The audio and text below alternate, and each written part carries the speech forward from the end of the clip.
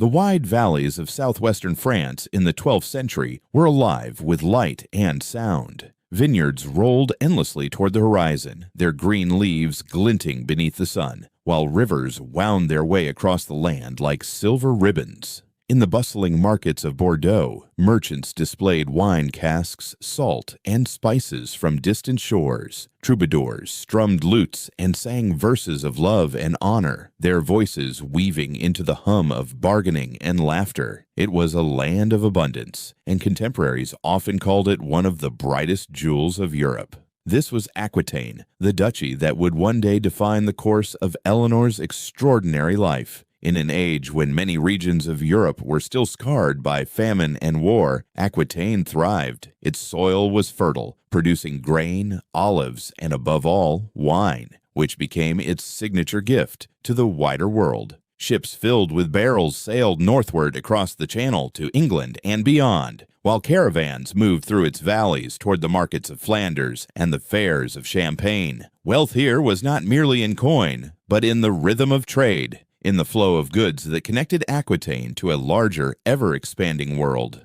Geography blessed it with more than riches. Bordered by the rising power of the Capetian monarchy in northern France and by the kingdoms of Spain, locked in their own wars, Aquitaine stood as a crossroads. It was both shield and prize, a duchy coveted for its prosperity and its ports, and whoever controlled it could influence the destinies of kingdoms. Yet Aquitaine's value was not confined to commerce. It was also a center of culture, a land where poetry and politics walked side by side. Courts here welcomed poets and musicians, their words celebrated as much as swords and shields. In the soft sounds of the Languedoc, the dialect of southern France, troubadours sang of courtly love and knightly virtue, shaping a cultural movement that would ripple across Europe. The halls of Aquitaine became stages where ideas of romance, loyalty, and honor were born, and those ideas would later color the stories of kings and queens alike.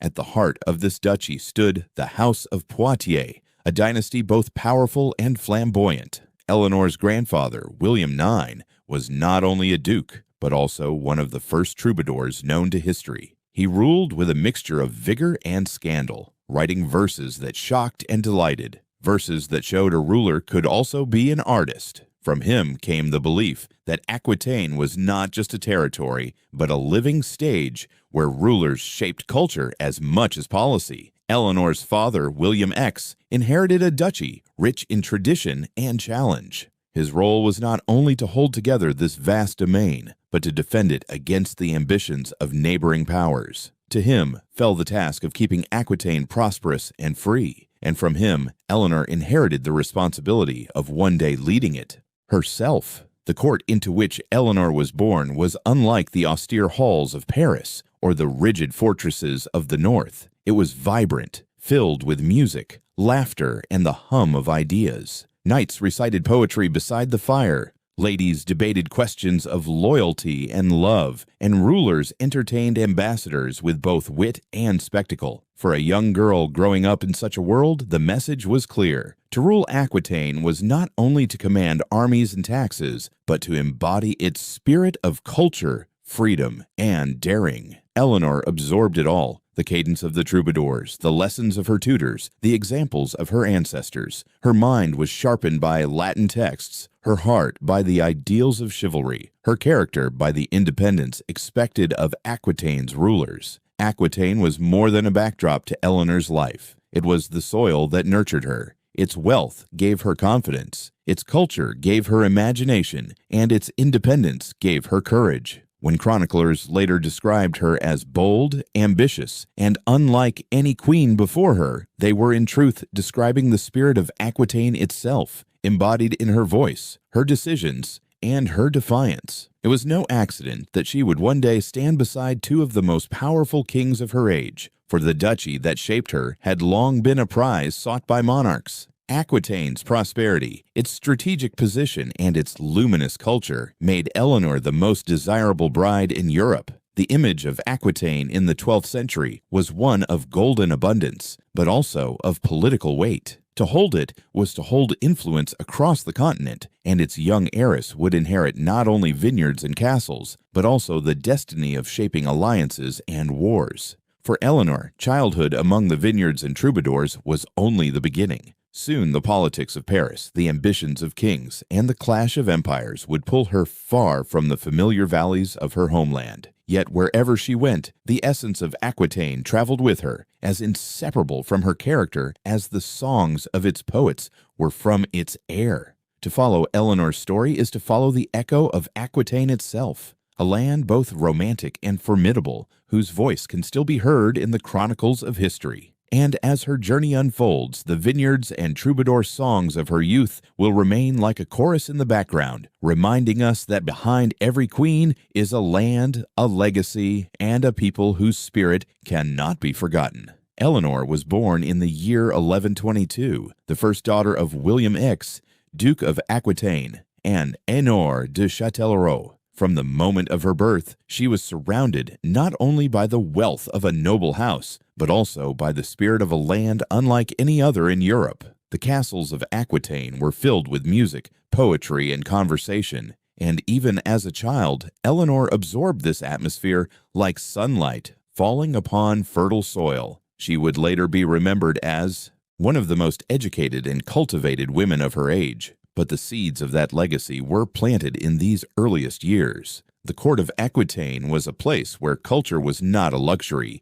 but a foundation of power. Her grandfather had composed verses that scandalized the pious, yet enchanted the restless. Her father, though less flamboyant, understood that the strength of a duchy was not only in its armies, but in the loyalty won through art and pageantry. Eleanor's upbringing reflected this tradition. She was taught Latin, unusual for a girl of her time, and through that training she entered into the wider world of classical learning and Christian scholarship. She read not only prayers but histories, not only saints' lives but also stories of Rome and Greece. Such learning prepared her mind to navigate the intricacies of diplomacy, law, and heritage, skills that would later be tested on the grandest of stages. But Eleanor's education did not end with books. From her earliest years, she was immersed in the culture of the troubadours. Their poetry spoke of courtly love, of loyalty tested by hardship, of the delicate dance between desire and honor. To some, these songs were diversions, but to Eleanor, they were lessons in the art of persuasion, in the power of words to shape hearts and decisions. She learned that influence was not always won by decree or sword, but often by charm, wit, and presence.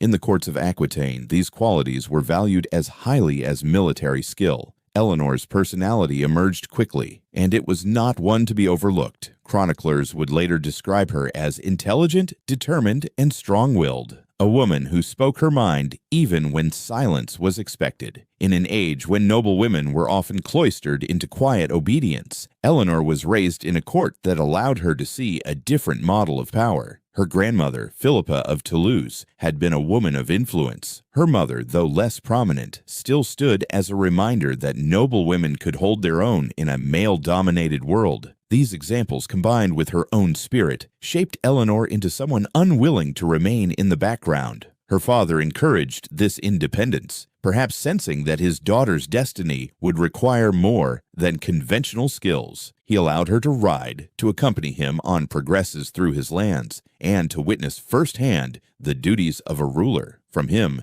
she learned that authority was a burden as well as a privilege, that a duke was not only master of castles and vineyards, but also protector of townspeople and shepherd of justice.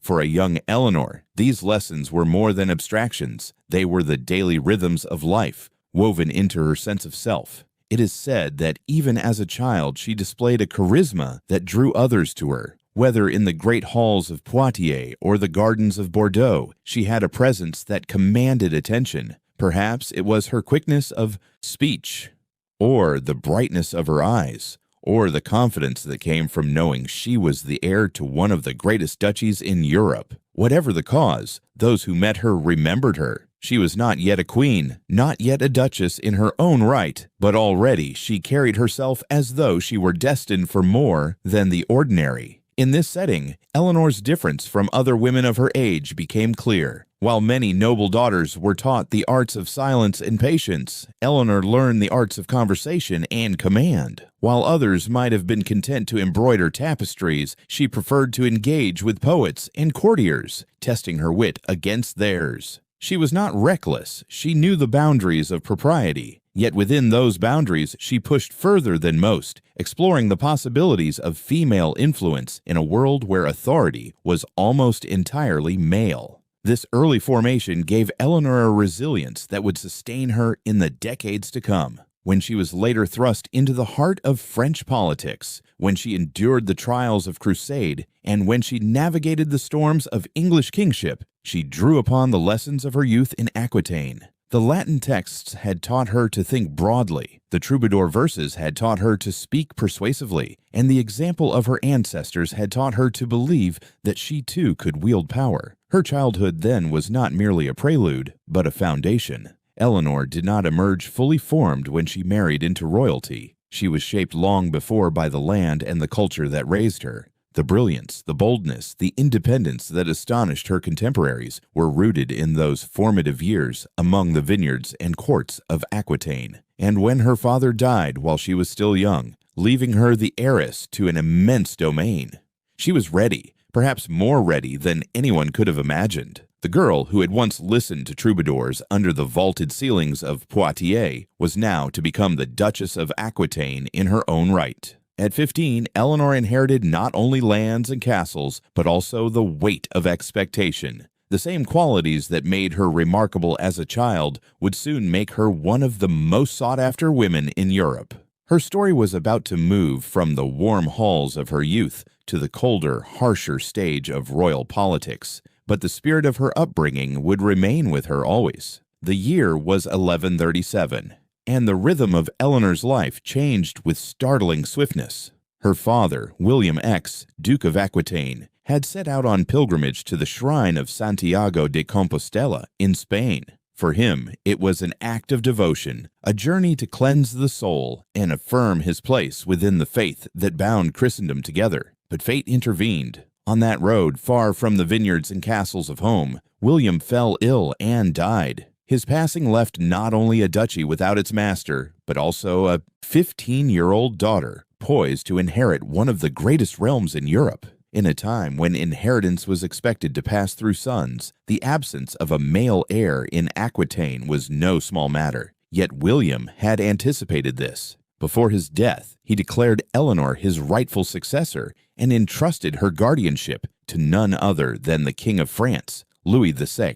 It was a bold decision, for by placing his daughter under the protection of the French crown, he ensured that no opportunistic noble could seize Aquitaine in the confusion that followed. Still, the implications were vast. Aquitaine's wealth, culture, and strategic position now rested in the hands of a teenage girl. Eleanor's inheritance was breathtaking in scope. Stretching from the Loire River to the Pyrenees and bordered by the Atlantic, Aquitaine encompassed nearly a third of modern France. Its ports thrived with trade, its lands yielded wealth beyond calculation, and its courts were renowned as centers of music and poetry. As its duchess, Eleanor instantly became one of the most eligible women in Christendom. Noblemen and kings alike began to measure their fortunes against the possibility of marriage to her. For to win Eleanor was to win Aquitaine, and to win Aquitaine was to reshape the balance of power across Europe. The news of William's death rippled quickly through the courts of France. In Paris, the aging King Louis VI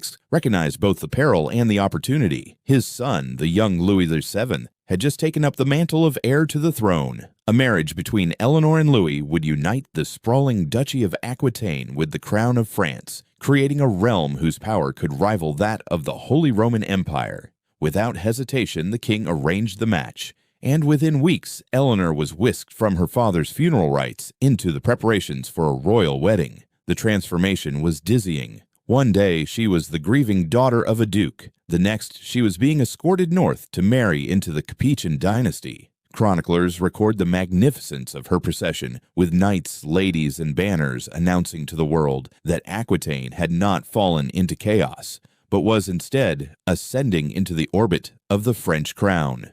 Yet beneath the splendor lay the stark reality. Eleanor's hand was no longer simply her own to give. Her duchy had made her too valuable, too central to the politics of Europe, for personal choice to play much of a role. Still, Eleanor was not merely a pawn. She understood, even at 15, that her inheritance gave her leverage unlike that of any other woman of her age. She would bring Aquitaine to her marriage, not as a dowry to be absorbed, but as a duchy to be ruled. The distinction was subtle but profound. Though married to the King of France, Eleanor would remain Duchess of Aquitaine in her own right. This independence, enshrined in her inheritance, would shape her relationship with her husbands and her role in the politics of Europe for decades to come. It is difficult to imagine the pressure she must have felt in those weeks, grieving her father, thrust into leadership, courted by kings, and carried toward a destiny larger than most men of her generation could dream.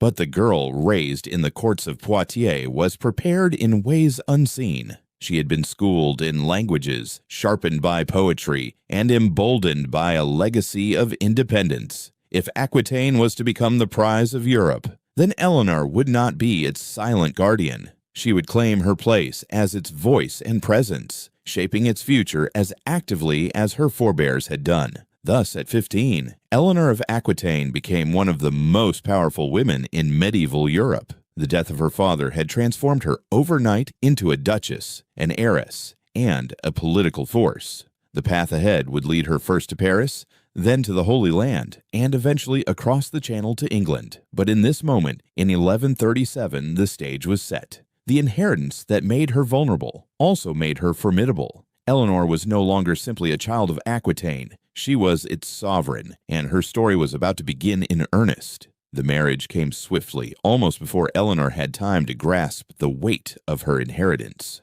Only months after her father's death, she stood beside Louis VII in the Cathedral of Bordeaux, exchanging vows that bound not only two young people, but also two vast territories. She was 15, radiant with the energy of youth and the self-assurance born of Aquitaine's culture. He was 17, solemn, freshly anointed as heir to the Capetian throne. The union promised to bring Aquitaine's wealth and brilliance into the arms of the French crown, creating a kingdom of unmatched power in Western Europe. In name, Eleanor was now Queen of France. Yet in truth, she remained the Duchess of Aquitaine, carrying her duchy into the marriage as an equal rather than a mere appendage. This dual identity gave her a presence unlike any other queen of the age. She entered the austere court of Paris with a train of knights and ladies whose manners reflected the warmth and artistry of the South. Troubadours sang, courtiers conversed with elegance, and Eleanor herself moved with a confidence that startled the clerics and barons of the North. The contrast between bride and groom soon became evident.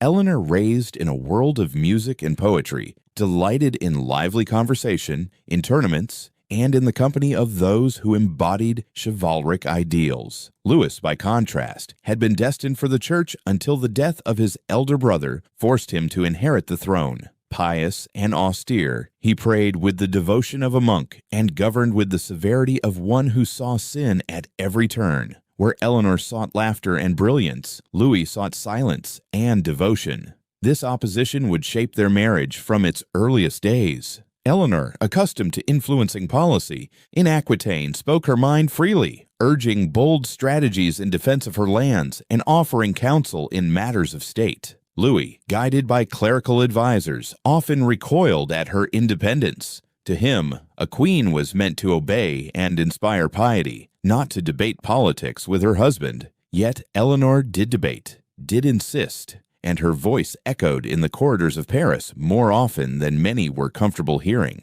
Still, the early years of their reign offered promise. Together, they toured parts of France, presenting themselves as the embodiment of a new alliance between crown and duchy. Eleanor dazzled wherever she went, her presence a reminder that queens could inspire loyalty not only by birth, but by charisma. Chroniclers describe her as magnificent, her beauty matched by her wit, her charm as commanding as her lineage. Louis, though more reserved, was strengthened by her popularity. For a time, they appeared to represent a harmonious blending of North and South, faith and culture, power and prosperity. Yet beneath the surface, differences brewed. Eleanor longed for a court filled with art, debate, and splendor, a continuation of Aquitaine's traditions. Paris, in contrast, felt gray and restrained, dominated by clerics who looked upon her courtly ideals with suspicion. Louis himself often withdrew into prayer when faced with her brilliance, unable or unwilling to meet her passion with equal fire.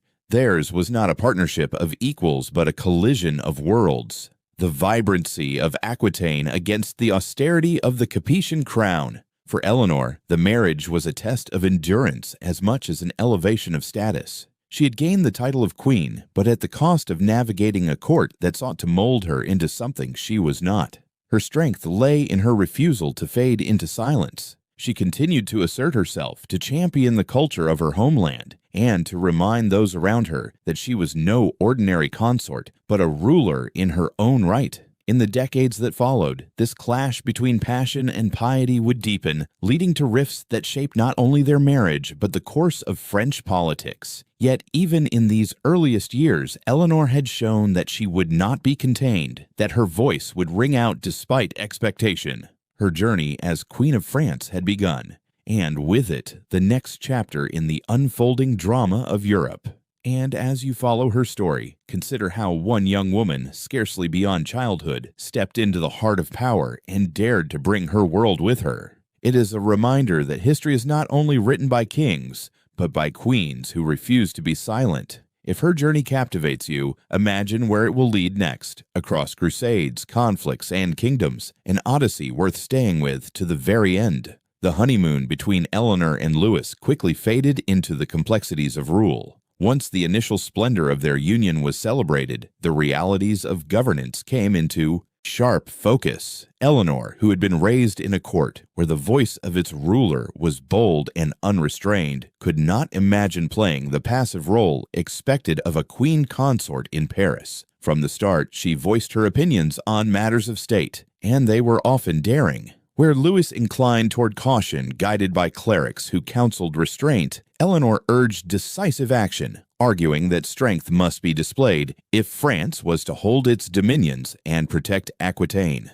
The campaign in Poitou became the first great fault line between them. Poitou was Eleanor's heritage, a territory deeply tied to Aquitaine's fortunes, and its governance mattered profoundly to her. When unrest and disputes arose in the region, Eleanor pressed Louis to take bold measures to assert authority not through sermons and negotiation, but through swift demonstrations of power. She knew the southern lords respected vigor and decisiveness, qualities long celebrated in Aquitaine's dukes. Louis, however, hesitated, torn between his desire to maintain peace and his reliance on advisors who feared rash military ventures. For him, war was to be waged with reluctance, after prayer and counsel. For Eleanor, delay meant weakness, and weakness meant loss. In council, the differences between them were stark. Louis appeared solemn, deliberate, always listening to the clerics who surrounded him.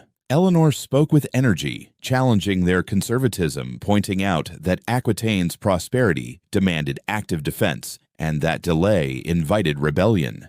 The courtiers watched in astonishment as the young queen dared to argue with bishops and nobles, her words cutting through the solemn air of Paris like sunlight through mist. Some admired her courage, others whispered of impropriety, but no one could deny her presence. The conflict was not merely political, it was cultural. The court of Paris was austere, built around a model of kingship steeped in piety and discipline. Silence was valued, formality revered, and every decision framed in the language of moral obligation. By contrast, the court of Aquitaine, where Eleanor had grown up, thrived on expression, wit, and charm. Its leaders debated fiercely, entertained lavishly, and made decisions with a sense of theatrical authority. To bring that spirit into Paris was to invite tension. Eleanor, vibrant and outspoken, embodied this southern freedom, while Louis and his advisors embodied the restrained, almost monastic values of the North. At times, the clash was personal. Eleanor longed for a court alive with song and poetry, yet Paris seemed cloaked in shadow, dominated by clerics who disapproved of such diversions. Louis, for his part, grew uneasy with a wife who refused to fade into quiet obedience. He admired her beauty and her lineage, but he struggled with her determination to be more than ornamental. She was Duchess of Aquitaine as well as Queen of France, and she carried herself with the dignity of a ruler in her own right. The more she asserted herself, the more his advisors whispered that she was overstepping, that she sought to sway the crown away from the path of piety. Still, Eleanor would not relent. She had inherited a tradition of independence, and she believed it her duty to defend it. When she spoke of Poitou, it was with the conviction of one who knew its lords and lands intimately. When she pressed for action, it was not out of vanity, but out of the knowledge that hesitation could undo centuries of Aquitaine's strength. Yet the more she argued, the more Louis recoiled, seeking refuge in prayer and the counsel of those who distrusted her. Thus, in the early years of their marriage, the divide between them widened. What had been hailed as a union of North and South, of faith and culture, was already showing its fractures. Eleanor brought with her the brilliance of Aquitaine, but in the rigid halls of Paris it clashed against stone walls of tradition and austerity. The Queen and the King stood side by side, yet their visions diverged, each bound by the worlds that had shaped them. And from these differences would flow not only personal discord, but the seeds of political turmoil that would haunt their reign. The call to arms came like a thunderclap across Europe. In 1145, word reached the courts of Christendom that the great Crusader stronghold of Edessa had fallen to Muslim forces. Panic rippled through the West, and Pope Eugenius III proclaimed a new crusade to defend the faith and reclaim lost ground in the Holy Land. The cry was answered by kings, knights, and pilgrims, and at the center of this movement stood Louis VII of France. Yet when Louis declared his intention to lead his armies eastward, it was not only the king who would cross mountains and seas. Eleanor, Duchess of Aquitaine and Queen of France, announced that she too would join the march. It was an extraordinary decision. Few women of rank had ever dared to accompany their husbands on such perilous expeditions, and none with the authority and independence Eleanor commanded. When she rode out with her own retinue of knights and nobles from Aquitaine, she did so not as a passive consort, but as a sovereign duchess leading her people. Chroniclers marveled at the sight.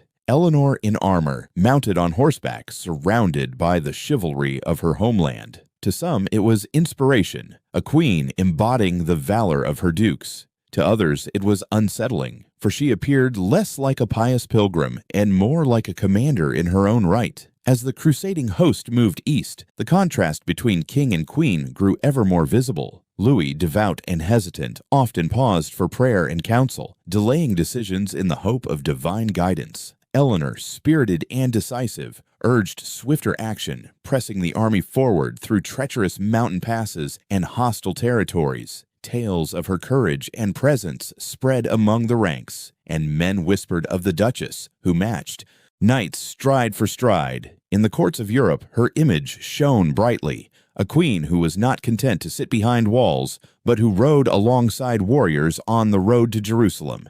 Yet admiration was shadowed by suspicion. When the French army reached Antioch in 1148, Eleanor was warmly welcomed by her uncle, Raymond of Poitiers, the city's prince. Raymond was a charismatic figure, cultured and commanding, and he shared with Eleanor a love of Aquitaine's traditions and a vision of bold strategy. He urged Louis to focus the crusade on securing Antioch and striking at nearby enemies rather than marching south to Jerusalem. Eleanor, convinced of his wisdom, argued passionately for his plan. She believed that victory could be seized if the army acted decisively from Antioch. Louis, however, resisted. His devotion to pilgrimage led him to prioritize Jerusalem, even if the strategy was militarily unsound. In this clash of wills, Eleanor's voice rang too loudly for some.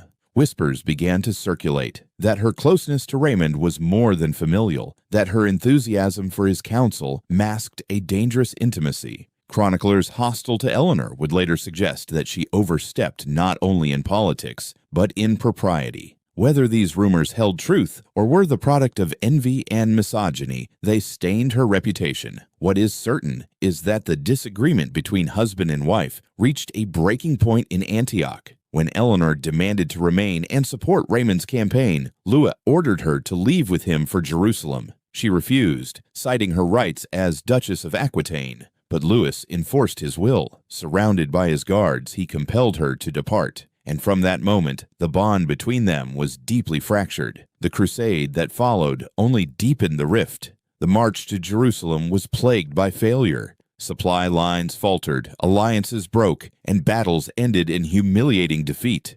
The dream of a triumphant crusade dissolved into exhaustion and disillusionment.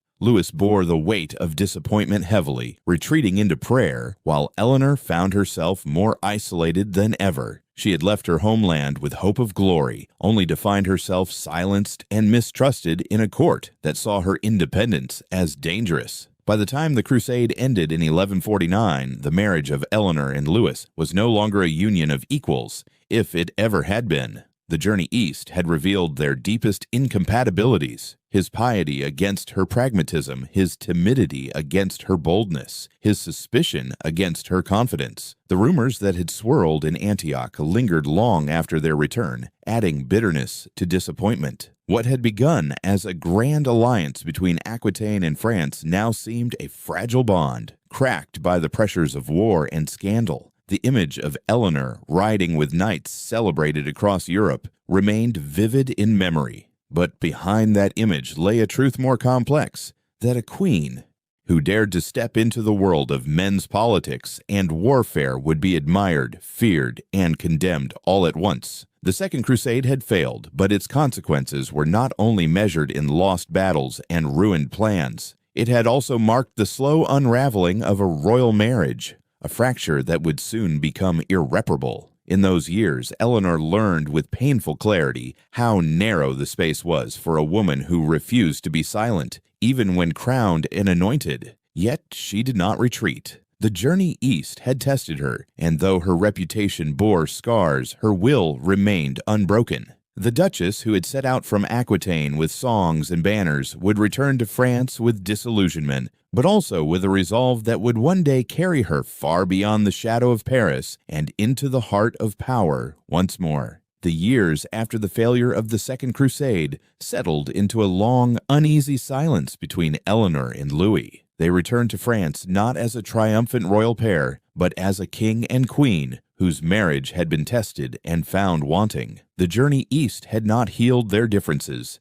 It had only exposed them to the world. Now in the quiet halls of Paris, the fractures grew deeper, fed by disappointment, rumor, and one undeniable fact: the royal couple had no male heir. In the 12th century, dynasties lived and died by succession. Queens were judged less by their influence or intelligence than by their ability to produce sons. Eleanor had borne Louis 2 daughters, Marie and Alex, but no prince to secure the Capetian line. As years passed, the whispers grew louder. God had not blessed their union, perhaps because it was ill-matched, perhaps because the queen herself was to blame. In a court steeped in piety, such murmurs were dangerous. Eleanor, once admired for her brilliance, now felt the sting of suspicion and the cold weight of unfulfilled expectation. The pressure was relentless. Louis, ever devout, sought answers in prayer, convinced that spiritual purity might yet bring the son he desired. Eleanor, practical and clear-eyed, knew better. Their marriage, strained by difference and darkened by scandal, could not provide the harmony needed for renewal. The rumors of Antioch, though never proven, lingered like smoke around her name.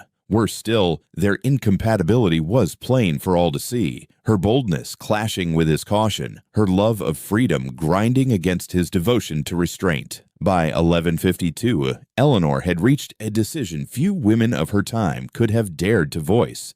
She demanded an annulment. Her case rested on the grounds of consanguinity, that she and Louis were related within the forbidden degrees of kinship. It was a claim often used by nobles who sought to untangle marriages for political convenience, and this time it worked in her favor. Pope Eugenius III had once urged reconciliation, even forcing the pair to share a bed during their stay in Rome. But the union could not be salvaged. The arguments were too old, the wounds too deep, and the hope of a son too dim. The annulment was granted in March 1152. After 15 years as Queen of France, Eleanor was released from her vows. She left the marriage with her reputation bruised, but her inheritance intact. Aquitaine, vast and glittering, remained hers to command. The implications were staggering. The richest duchy in Europe had slipped from the hands of the French crown. Louis retained the daughters they had produced, but Eleanor carried away something far more consequential: her sovereignty. The moment she stepped away from Paris, she became once more the most sought-after woman in Christendom.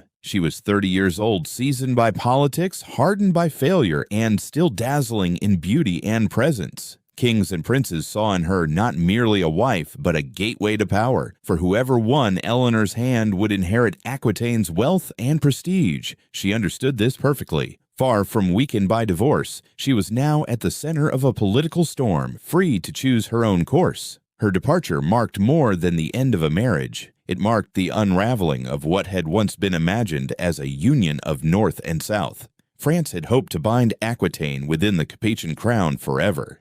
Instead, the duchy was now untethered, its fate to be decided by Eleanor herself. For Louis, the loss was immense. Not only the queen he had failed to understand, but the lands that might have doubled his power. For Eleanor, it was liberation. She had endured years of constraint in Paris, her voice checked by clerics, her spirit confined by a husband who could not match her fire. Now she was free, and with freedom came possibility. The stage was set for one of the most remarkable turns in medieval history. Within weeks of her annulment, Eleanor would remarry, this time to a man younger, fiercer, and far more ambitious than Louis, Henry Plantagenet, soon to be King of England. In joining her fate to his, Eleanor would carry Aquitaine across the Channel, reshaping the map of Europe and altering the balance of power for generations. But in 1152, on the day she left the French court behind, what mattered most was this: Eleanor of Aquitaine had reclaimed herself. She was no longer bound by a marriage that smothered her, no longer silenced in the gray halls of Paris. She walked away as a sovereign duchess, the mistress of her own destiny, and the world waited to see what she would do next. Freedom had barely settled upon Eleanor before destiny arrived at her gates. In the spring of 1152, only weeks after the annulment of her marriage to Louis, she returned to Aquitaine as its sovereign duchess. Yet the duchy's wealth and independence made her more vulnerable than ever. Suitors crowded the horizon, nobles eager to seize her lands by force or persuasion, monarchs seeking to bind her duchy to their crowns. Twice, on her journey back to Poitiers, men attempted to capture her, raids by ambitious lords who thought marriage could be taken at sword's point. But Eleanor evaded them, swift and determined, and steered her course toward a man of her own choosing. That man was Henry, Count of Anjou, Duke of Normandy, and heir to the English throne. He was 10 years her junior, barely 20, but already his reputation stretched across Europe. Strong, restless, and ambitious, Henry embodied a new generation of rulers, pragmatic in politics, unyielding in war, and eager to grasp what fortune offered. Unlike Louis, Henry was no monk king hesitant before action. He was fire and vigor, a man who believed destiny favored those bold enough to seize it. Eleanor and Henry had met before, during negotiations at the French court, and there had been a spark even then, something unspoken but undeniable. Now freed from Louis, Eleanor saw clearly what alliance with Henry might mean. By uniting Aquitaine with his continental holdings of Anjou, Normandy, and Maine, they would create a realm stretching from the Scottish borders to the Pyrenees, and Henry, soon to press his claim to the English crown, offered more than companionship. He offered the promise of empire. The speed of their union shocked Europe. Barely 8 weeks after leaving Louis, Eleanor married Henry in Poitiers. There was no time for elaborate ceremony, no endless negotiations with kings and popes. It was a swift, almost defiant act, as though both knew hesitation would invite interference. On May 18, 1152, the Duchess of Aquitaine placed her hand in the Count of Anjou's, and the fate of nations shifted. Contemporaries gossiped endlessly about the match. Some muttered that Eleanor was reckless,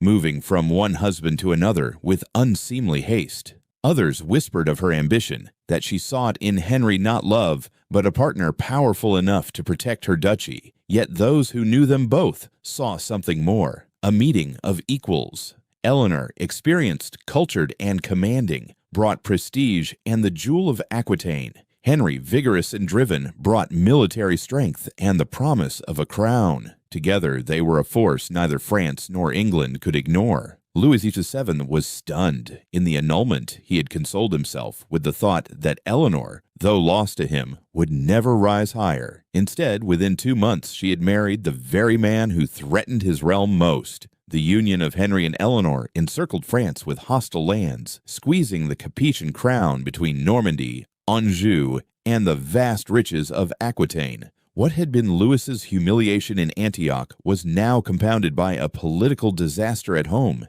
He had not only lost his queen, he had armed his rival with her inheritance. For Eleanor, the marriage to Henry was liberation and renewal. At 30, she was no longer the uncertain young bride who had entered Paris 15 years earlier. She was a sovereign duchess, a woman seasoned by crusade, politics, and disappointment. She knew her worth, and she chose Henry with eyes wide open. He would not seek to silence her as Louis had. Indeed, Henry valued her lands and her influence, and he would need her counsel as he prepared to cross into England. The partnership was not without its tensions. Two fiery spirits seldom rest in peace, but in these early years their ambitions aligned. Henry desired a kingdom, Eleanor desired security for Aquitaine, and both desired a dynasty that would outshine the Capetians. Within 2 years of their wedding, Henry's fortunes rose swiftly. In 1154, he crossed the Channel, claimed the English throne after the death of King Stephen, and was crowned Henry II.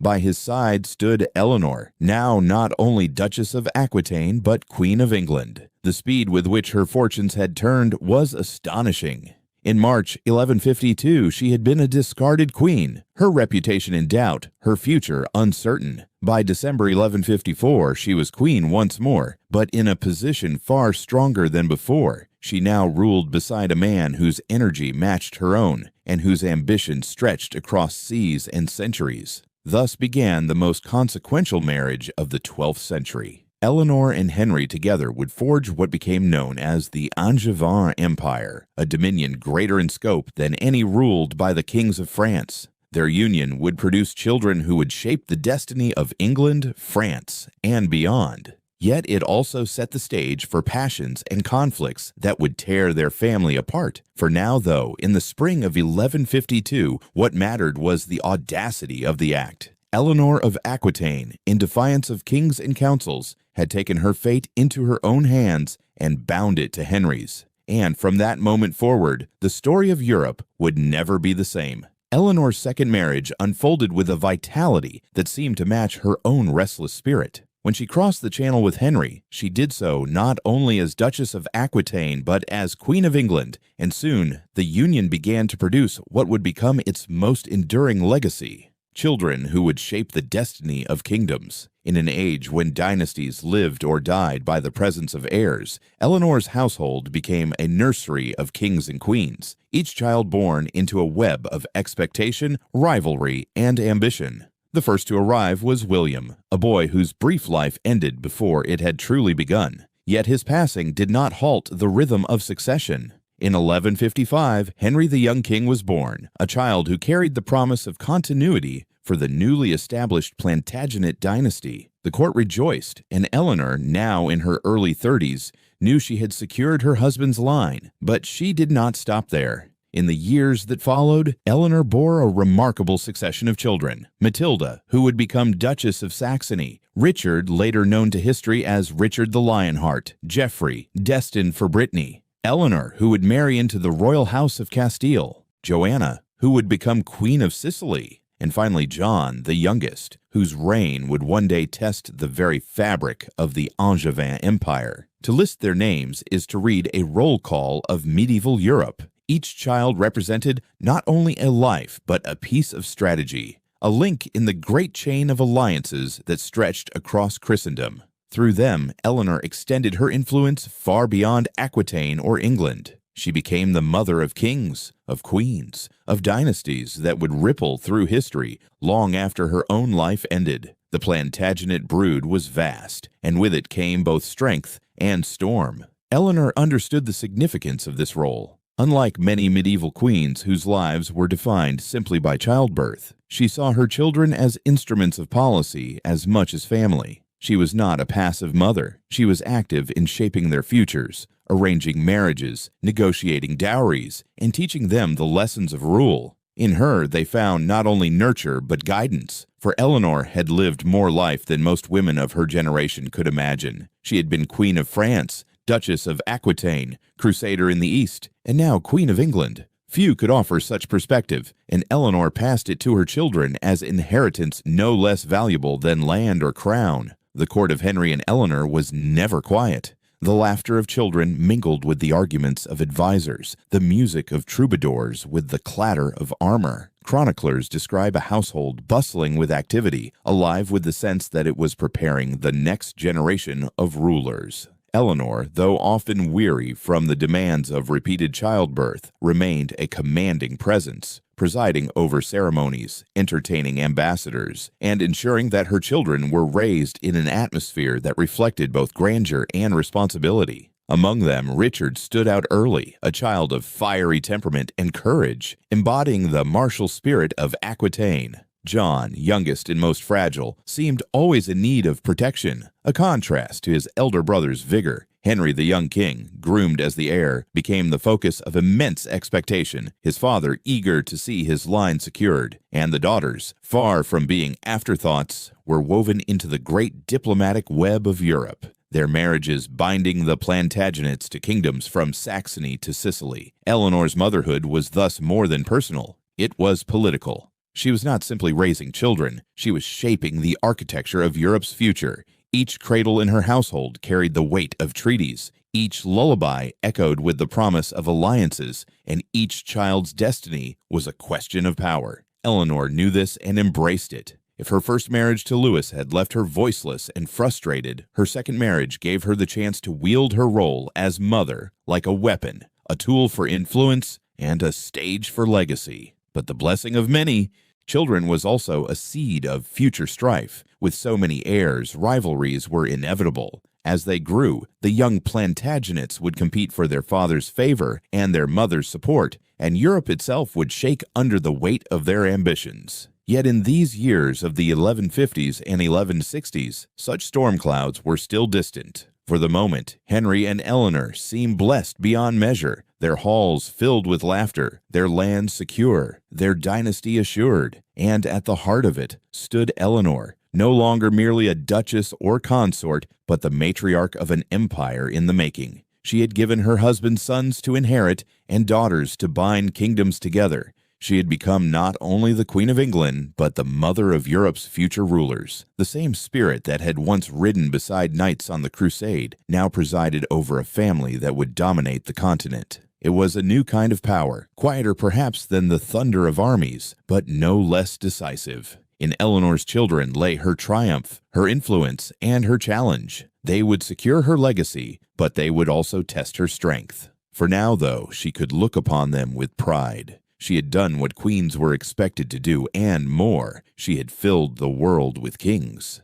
In December of 1154, a restless wind carried Henry and Eleanor across the Channel. At only 21 years of age, Henry, Count of Anjou and Duke of Normandy, pressed his claim to the throne of England after the death of King Stephen. His claim was not only strong by blood, but stronger still by force of will. London received him not with resistance but with resignation, for the long years of civil strife, known as the Anarchy, had exhausted the land. A kingdom torn by rival factions now turned its eyes to the young man whose energy promised stability. When he was crowned at Westminster as Henry II, the first of the Plantagenet kings, Eleanor stood beside him, a queen, once more, her destiny transformed yet again. This moment marked the birth of what historians would later call the Angevin Empire. It was not a single kingdom forged by conquest alone, but a vast mosaic of lands brought together by marriage, inheritance, and ambition. From the wild hills of Ireland to the vineyards of Aquitaine, from the Norman coastlines to the mountains of Anjou,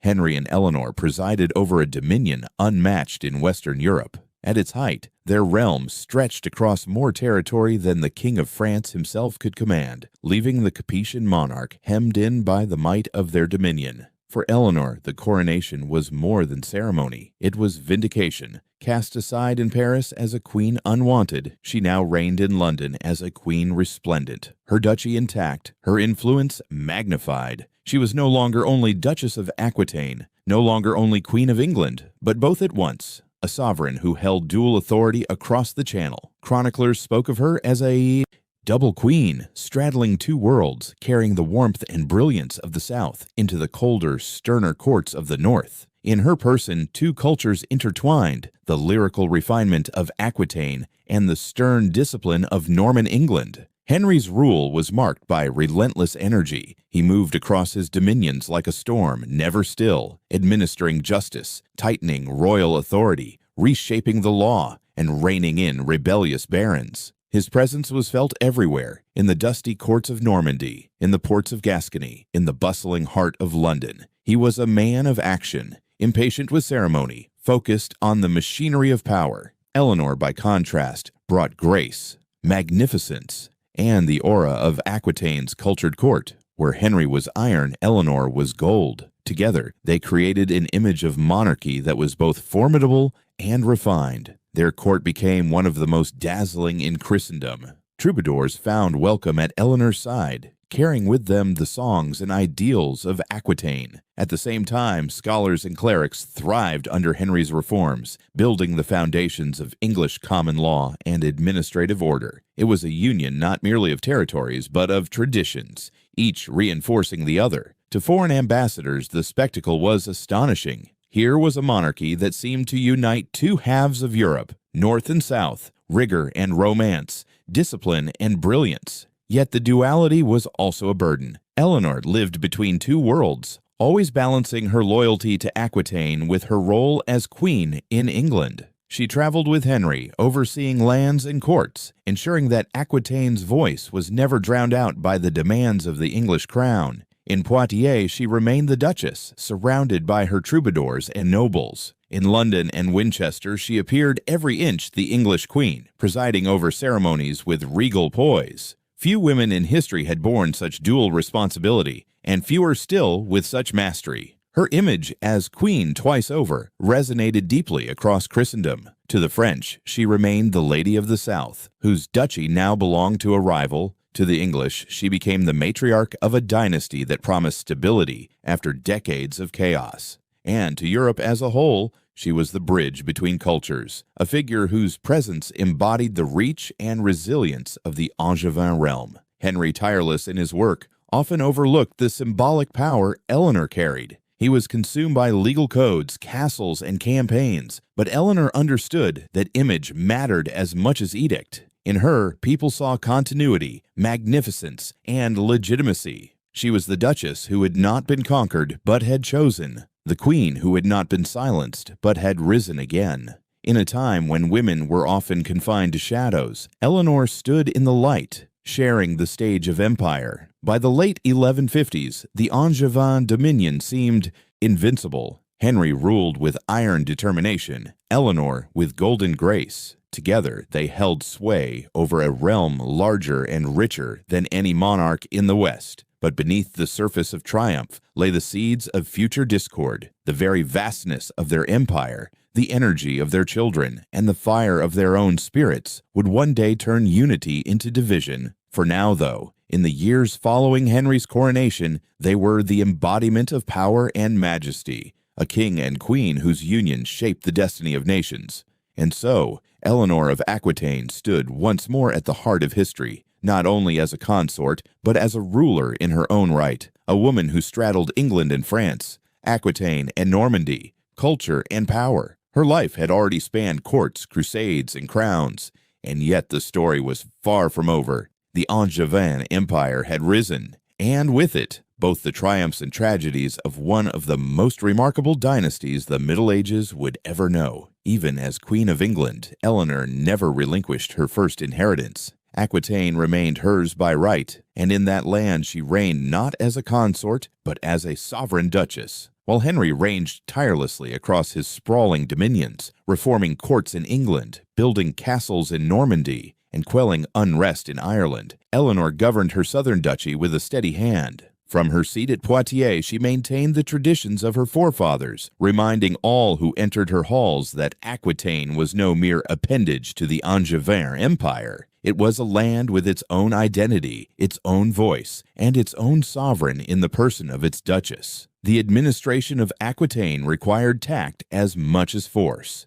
The lords of the South were fiercely independent, proud of their liberties, and quick to resist interference from outsiders. Eleanor, raised among them, understood this spirit better than any northern ruler could. She did not impose the rigid discipline of the Norman court, but instead wove loyalty through patronage, custom, and culture. Her presence in the duchy was not only political, but deeply personal. She was their lady, bound by blood and tradition, and they responded to her authority in a way they never would have to Henry alone. Through her, Aquitaine retained its autonomy, even as it stood at the heart of a vast empire. Yet Eleanor's governance extended beyond law and counsel. She was a patron of culture, and in Aquitaine she encouraged a flowering of art and poetry that would echo through Europe. The courts of Poitiers and Bordeaux became gathering places for troubadours, poets, and knights who sang of love, honor, and the ideals of chivalry. These were not idle amusements, but instruments of influence. In celebrating the ideals of courtly love, Eleanor shaped the behavior of nobles, binding them to codes of loyalty and courtesy that softened the rough edges of feudal rivalry. In the songs of Bernard de Ventadorn and other troubadours, passion was refined into poetry, desire into discipline, and power into romance. The ideals that took root in her court would spread far beyond Aquitaine. The language of courtly love, with its reverence for women as arbiters of virtue and honor, challenged the stern hierarchies of the North. It allowed Eleanor to carve out a space where female authority was not only tolerated, but celebrated. As lady of the court, she presided over debates of poetry, known as courts of love, where knights and ladies would argue questions of loyalty and devotion, and her judgments carried weight. Whether these gatherings were formal institutions or the embellishments of later chroniclers, they captured a truth. Eleanor's court became the model of refinement, a stage where culture and politics intertwined. This patronage was not divorced from power. In elevating Aquitaine's culture, Eleanor reinforced its identity, distinguishing it from the stern Norman traditions of Henry's northern lands. By fostering loyalty through art and spectacle, she ensured that her vassals saw her not merely as the queen of a distant crown, but as their duchess, bound to their world. It was a subtle, enduring form of rule, one that complemented Henry's relentless drive for legal reform and centralization. Where he built authority through statutes and castles, she built it through culture and allegiance of the heart. To visiting ambassadors, the contrast was striking. In England, they saw a monarch who spoke of law, taxes, and discipline. In Aquitaine, they entered a world of music, laughter, and courtly debate, presided over by a duchess whose charm was as commanding as her lineage. Both faces were part of the same empire, yet each bore the stamp of its ruler. Eleanor had become the embodiment of Aquitaine's independence, a reminder that even within the Angevin dominion, identity and tradition could endure. Her role as patron of culture also carried a quiet defiance. Once in Paris, she had been silenced, her love of poetry dismissed as frivolous by clerics who valued austerity above beauty. Now in Poitiers, she ruled unchallenged, and the very qualities that had once drawn suspicion became instruments of power. Troubadours sang at her command, knights gathered under her banner, and ladies of the court found in her example a model of dignity and strength. Eleanor had transformed her homeland into a sanctuary of art and influence, where politics and poetry walked hand in hand. By the 1160s, the court of Aquitaine was celebrated throughout Europe as a beacon of refinement. Its ideals of love and loyalty seeped into literature, song, and even the codes of knighthood. Eleanor had carved for herself a role unique in the Middle Ages. Queen of a mighty empire, duchess of a fiercely independent land, and patron of a culture that reshaped the imagination of her time. The image of her court lingered long after, not only in chronicles, but in the myths and romances that flourished in the centuries to come. Thus, Eleanor's political role cannot be measured solely in charters and decrees. It must be seen in the culture she nurtured, the loyalty she inspired, and the identity she preserved for Aquitaine. In an age when women were often confined to the margins, she stood at the center, wielding influence not only through lineage and alliance, but through the softer, subtler power of culture. And in doing so, she ensured that her voice, and the voice of Aquitaine, would echo across the ages. By the 1160s and 1170s, the grandeur of the Angevin Empire was undeniable, but within its gilded halls, a subtler drama unfolded. The partnership that had once made Henry and Eleanor the most formidable couple in Europe began to fray. It was not politics or war alone that drove the wedge between them, but something more personal and corrosive: Henry's relentless appetite for power and for women. Henry II was a man of boundless energy, quick in judgment, unyielding in will, and unfaithful in heart. His mistresses were many, their names whispered in courts and chronicled by monks, and their presence became a public affront to Eleanor. In her youth, she had tolerated Louis's piety and Henry's vigor alike, but now, in maturity, she found herself unwilling to be diminished. She had given Henry sons who would inherit crowns and daughters who bound Europe in alliance. She had been queen, duchess, partner, and matriarch, to be set aside in favor of fleeting affairs cut deeply, not only as a woman, but as a sovereign accustomed to respect. Eleanor's discontent grew into distance. What had begun as private quarrels became a separation of lives and courts. By the late 1160s, she withdrew more often to Aquitaine, a land where her authority was absolute and her voice unchallenged. There, amid the vineyards and castles of her ancestors, she reclaimed the independence that had always defined her. In Poitiers, she was not merely Henry's wife, but the duchess in her own right, dispensing justice, overseeing governance, and reviving the culture of her homeland. The separation was both practical and symbolic. Henry remained absorbed in the affairs of England, Normandy, and Anjou, racing from castle to council with his characteristic restlessness. Eleanor, meanwhile, turned Poitiers into a radiant center of her own.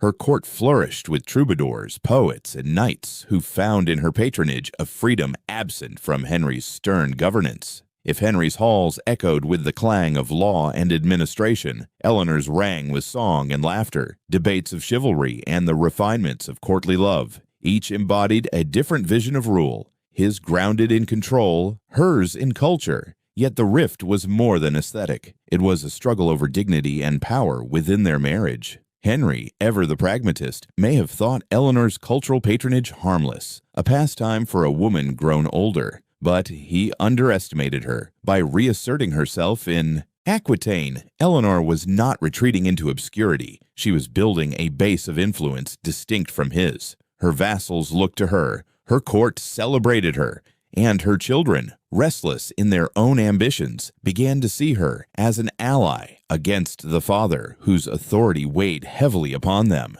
The distance between king and queen became a matter of public knowledge. Chroniclers remarked on their separate lives, the coldness that marked their rare meetings, the absence of the partnership that had once defined them. Henry continued his conquests and reforms, but without Eleanor at his side, his image seemed less complete. Eleanor, meanwhile, stood as a sovereign in Aquitaine, her presence a reminder that the empire was not his alone to command. For Eleanor, the estrangement was both painful and liberating. She had married Henry in the flush of hope, seen him rise from count to king, borne him children who would one day shape the destiny of nations. But she would not be silent while he flaunted his betrayals. Instead, she reclaimed her inheritance, proving that her authority was not dependent on any man. In Poitiers, she ruled with the wisdom of experience, the dignity of lineage, and the resilience of a woman who had faced both triumph and humiliation and emerged unbowed. By the 1170s, husband and wife were more rulers apart than rulers together. Their empire remained vast, but their union was fractured. The golden facade of the Angevin court concealed a marriage unraveling under the strain of infidelity and pride. Yet in that unraveling, Eleanor rediscovered her strength. Far from diminished, she emerged as a figure of independence, a duchess who stood on equal footing with a king. And so, the rift between Henry and Eleanor was not merely a private sorrow, but a political reality. It marked the beginning of years when their children would take sides, when the empire they had built together would be tested by rebellion, and when Eleanor herself would step into a role larger and more perilous than any she had known before. For the moment, however, she was in Aquitaine, her homeland, ruling with nearly independent authority, a queen estranged, but a duchess unconquered. By the early 1170s, the glittering facade of the Angevin Empire masked a household that was already fracturing under its own weight. Henry II's empire stretched from the Scottish border to the Pyrenees, but within his own family, the seeds of discord had already been sown. His sons, raised with the expectation of crowns, grew restless under a father who refused to yield real power. Eleanor, long estranged from Henry and residing more often in Aquitaine, became not only their mother, but their confidant, their ally, and, in time, their co-conspirator. The spark came with Henry the young king. Crowned during his father's lifetime in 1170, the young Henry carried the title of king, but none of the authority. His father continued to govern every inch of the empire, allowing his son the honors of kingship, but denying him its substance. The frustration ate at the young man, who hungered for independence and recognition. Around him gathered his brothers Richard and Geoffrey, each ambitious in their own right. Richard, bold and martial, demanded greater authority in Aquitaine. Geoffrey, clever and calculating, pressed his claim in Brittany. Even John, the youngest, though still a child, was a pawn in the great game, favored by Henry II and resented by his elder brothers. Into this family drama stepped Eleanor. Watching her sons chafe under their father's dominance, she recognized in their discontent echoes of her own. Henry II, restless and controlling, kept power tightly clenched in his hands, unwilling to delegate, unable to share. To Eleanor, who had endured his infidelities and his disregard, the plight of her sons was intolerable. They were princes born to rule, yet they were treated as little more than courtiers. Her sympathy turned to action, and she began to lend her support to their cause. The rebellion of 1174 was no small quarrel, but a storm that swept across Europe. Henry the young king, Richard, and Geoffrey fled to the court of Louis VII of France. Ironically, Eleanor's former husband and Henry's bitter rival. There they raised the banner of revolt, drawing to their side discontented barons from Normandy, Anjou, and even England. The promise of dismembering Henry's vast empire proved irresistible to many who feared or envied his power. Eleanor herself, though a queen, played a central role. Chroniclers tell of her sending messages, raising troops in Aquitaine, and urging her sons to claim their rights. She was no passive mother, but an active participant, a duchess who had chosen to stand against her king. For this, she earned a new name in the whispers of Europe, the Rebel Queen. Admirers saw in her the courage of a sovereign who refused to be silenced, a woman who would fight for her sons as fiercely as any man. Detractors, however, cast her as dangerous, unnatural, a wife conspiring against her husband, a mother inciting rebellion against the very order of the realm. Whatever the judgment, her role was undeniable. Eleanor of Aquitaine had set herself against Henry II, but the rebellion, though fierce, faltered. Henry II, relentless as ever, moved with astonishing speed across his dominions. In Normandy, he crushed opposition. In England, he subdued rebellious barons. In Aquitaine, he marched against the forces that Eleanor had helped to stir. His energy and resources, greater than those of any rival, turned the tide. By the summer of 1174, the revolt collapsed. The sons who had risen against him were forced into submission, reconciled publicly, though their resentment smoldered still. Eleanor did not escape so lightly. Captured while attempting to travel, chroniclers suggest she may have been disguised in men's clothing. She was delivered into her husband's hands. Henry, for all his political pragmatism, could not forgive such open betrayal. She had not merely opposed him in council, as she had so often done, but had joined in arms against him. For that, the queen was made a prisoner. Her confinement would last nearly 15 years. Unlike other traitors, she was not cast into a dungeon. Henry knew her value as queen and duchess, and he could not afford to humiliate her entirely. Instead, she was kept in honorable captivity, moved between castles in England, Winchester, Sarum, and others, always under watch, always restricted. Her presence was allowed at great festivals or ceremonies, where the image of the queen was required for the dignity of the crown. At Christmas courts or royal weddings, she might appear briefly, adorned in the finery befitting her rank. But once the celebration ended, she returned to her confinement, a queen in name but not in freedom. The years of captivity marked a profound shift in Eleanor's life. Once the most dazzling woman in Europe, she was now caged, her influence curtailed, her voice stilled. Yet even in silence, her legend grew. To some, she was a tragic figure, punished for daring too much. To others, she was the embodiment of defiance, the woman who had dared to strike against a king. Troubadours sang of her still, her name whispered as both warning and inspiration. Henry may have thought he had subdued her, but the truth was more complex.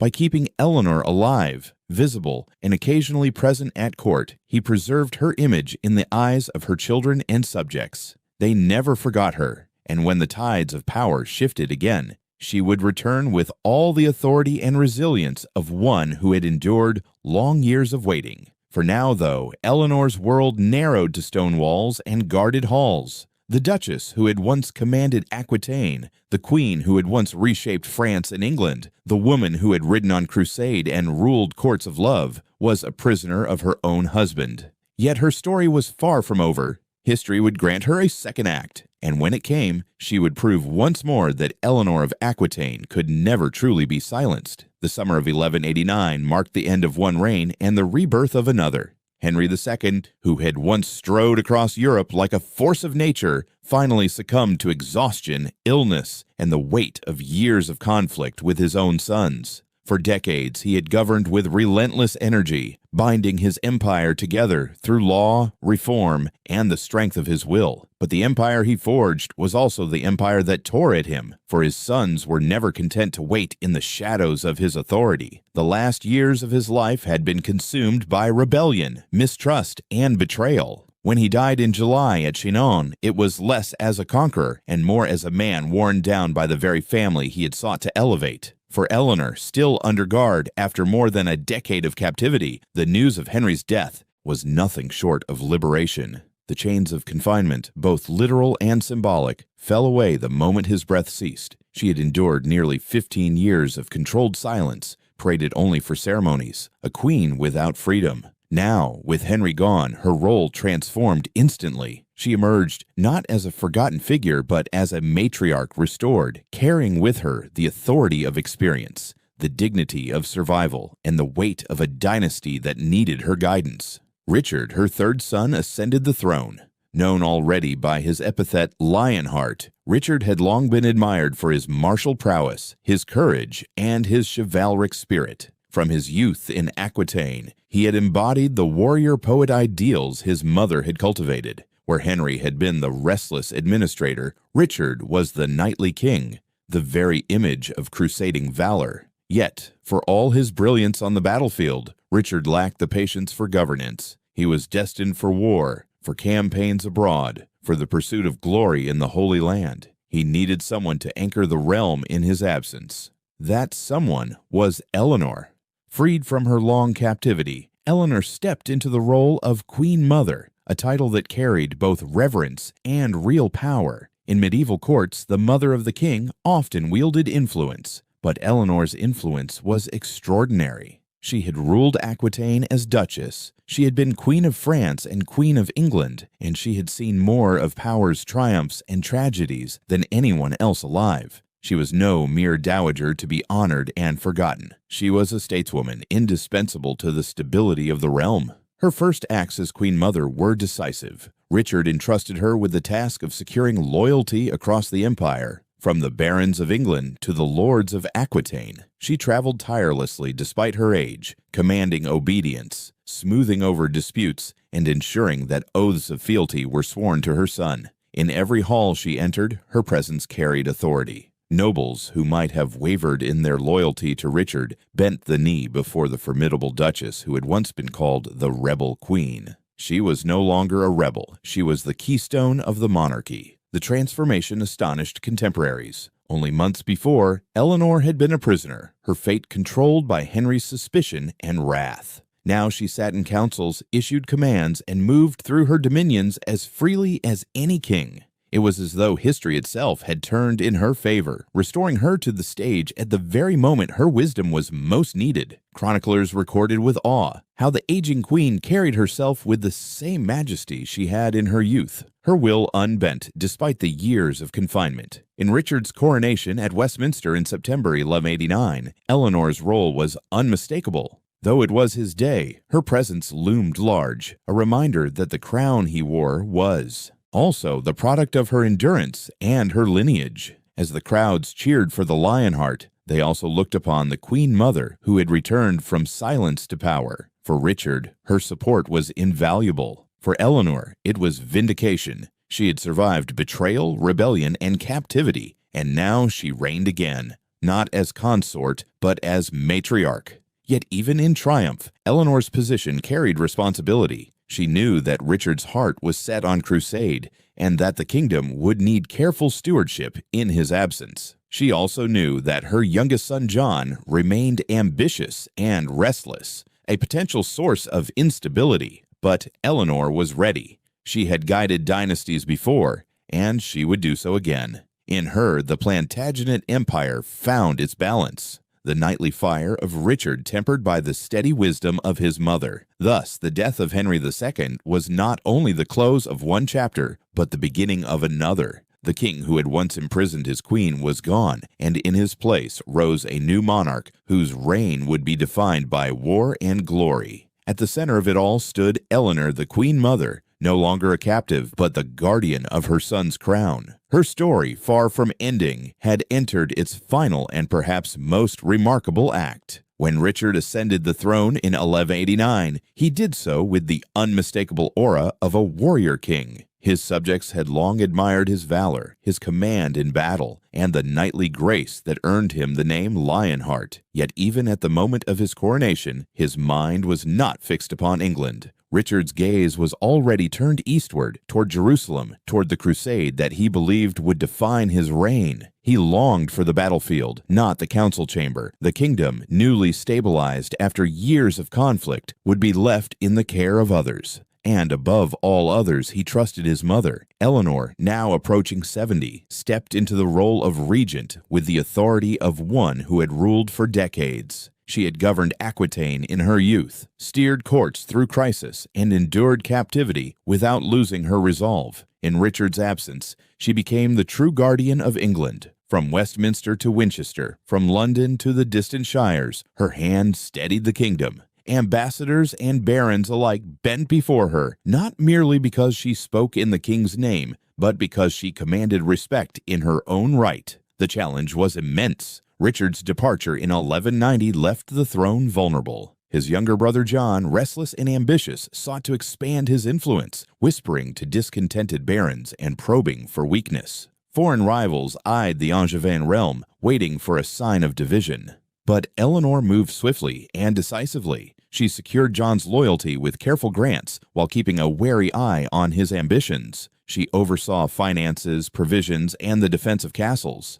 She acted as the voice of continuity, reminding all who listened that though Richard was far away, the crown was not absent. In these years, Eleanor embodied a new form of monarchy. She was not simply the king's mother, she was the living bridge between rulers, the keeper of the realm's stability. Chroniclers noted how her wisdom carried more weight than the boasts of younger men, how her calm steadiness reassured a kingdom uneasy at the thought of a king so often absent. Under her, England did not collapse into chaos but held firm, a testament to her strength as regent. Then came the great crisis. Richard's crusading glory was cut short, not by defeat in battle, but by captivity on his return journey. In 1192, he was seized near Vienna, delivered into the hands of Leopold of Austria, and soon transferred to the custody of Emperor Henry VI.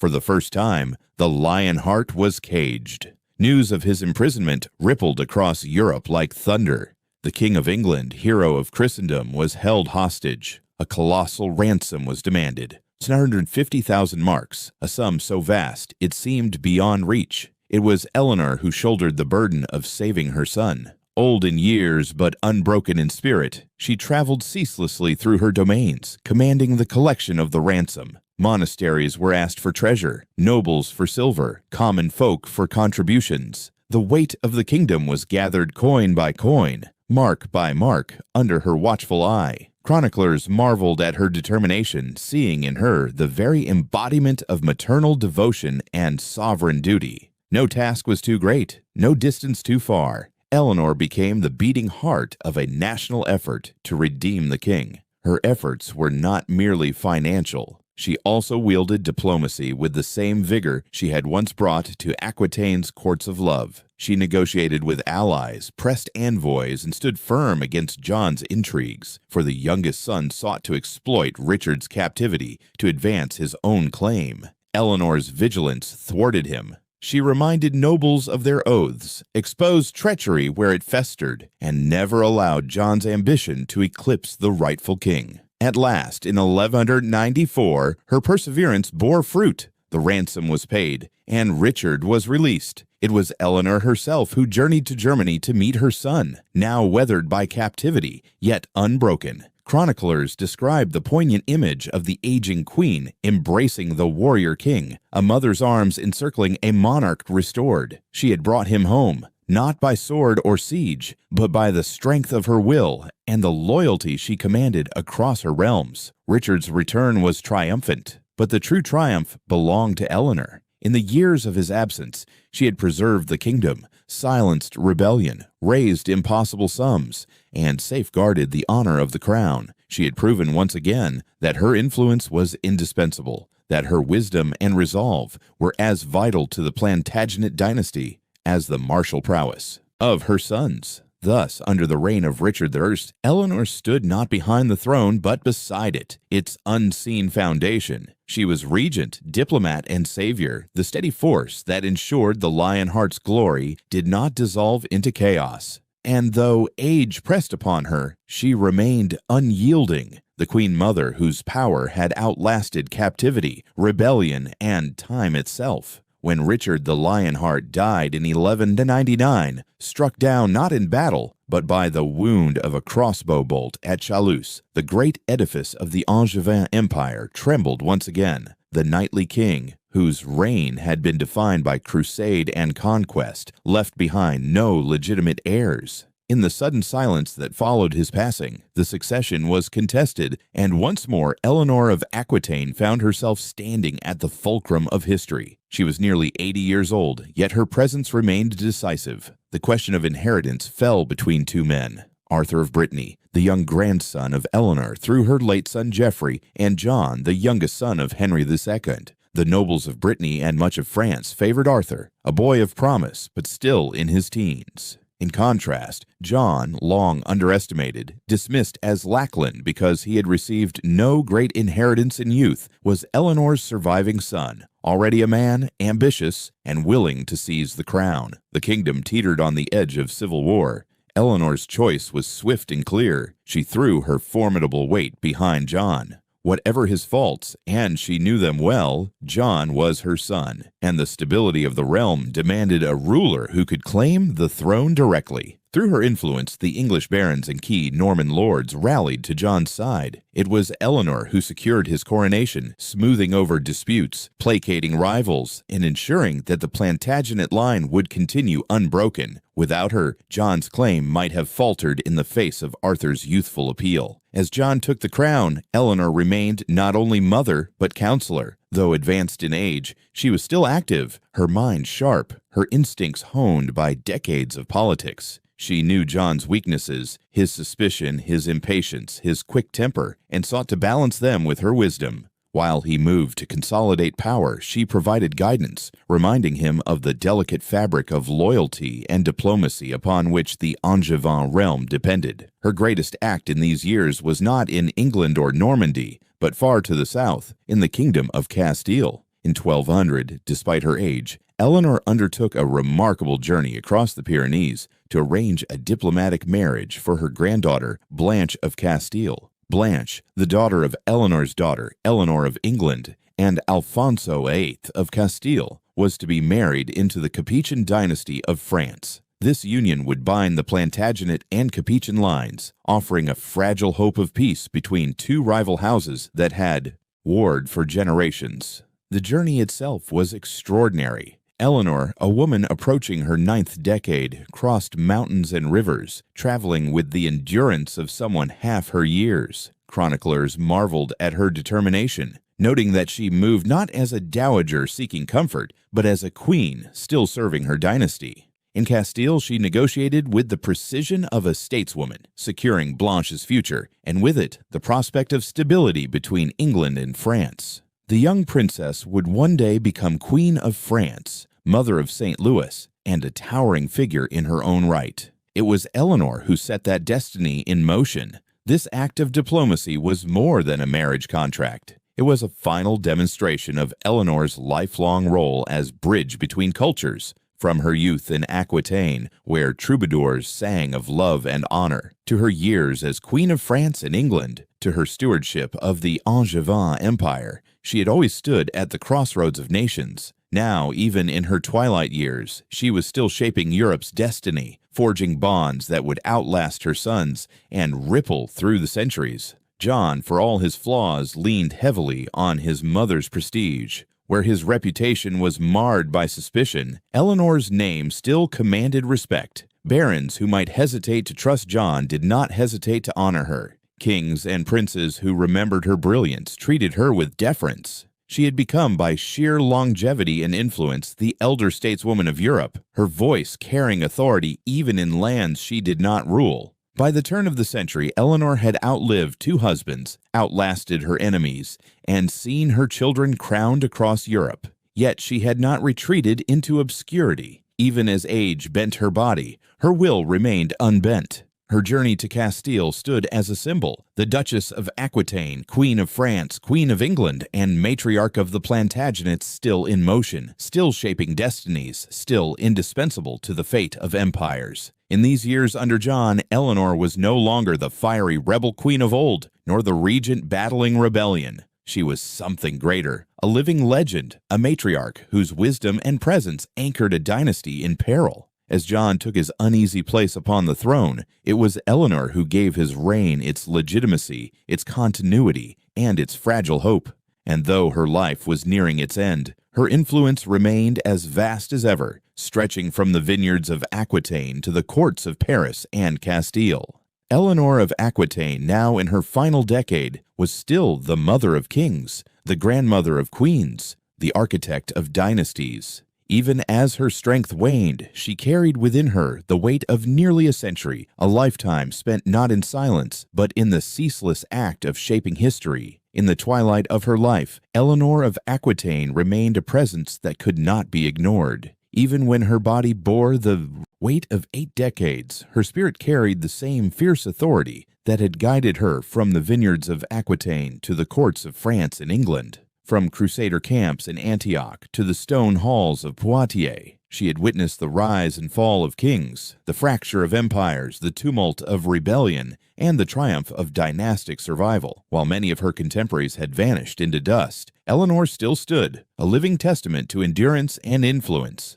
After her journey to Castile and the arranging of Blanche's marriage into the Capetian dynasty, Eleanor withdrew increasingly to the quiet refuge of Fontevraud Abbey. This abbey was unlike most of its time. It was ruled not by an abbot, but by an abbess, a community where women held authority and where power blended with devotion. For Eleanor, Fontevraud became more than a place of retirement. It was a sanctuary where she could find calm without surrendering her influence. Within its stone walls, she walked cloisters in contemplation, yet letters still bore her seal, messengers still sought her counsel, and her voice still carried across the courts of Europe. She had not faded into silence. She had become the watchful matriarch of a dynasty. In Fontevraud, she lived not as a cloistered nun, but as the guardian of a realm.